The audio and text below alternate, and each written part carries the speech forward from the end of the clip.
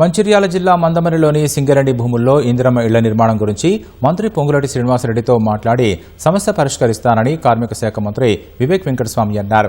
మంచిర్యాల జిల్లా మందమరి చర్చిలో జరిగిన కార్యక్రమానికి మంత్రి హాజరయ్యారు. 30 లక్షల రూపాయలతో క్రైస్తవుల కోసం 5 ఎకరాల్లో శ్మశాన వాటిక నిర్మిస్తున్నట్లు పేర్కొన్నారు.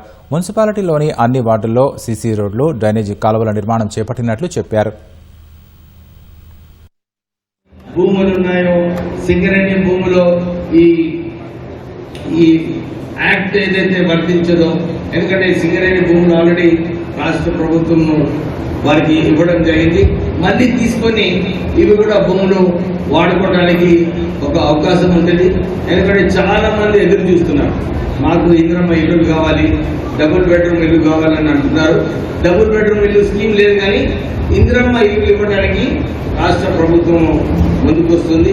సో వచ్చే రోజులలో నేను ప్రయత్నం చేస్తున్నాను. మీ అందరూ తెలుసు, ఏది చేసినా కానీ ప్రభుత్వంలో కొంచెం టైం అవుతుంది, ఆలస్యంగా ఉంటుంది.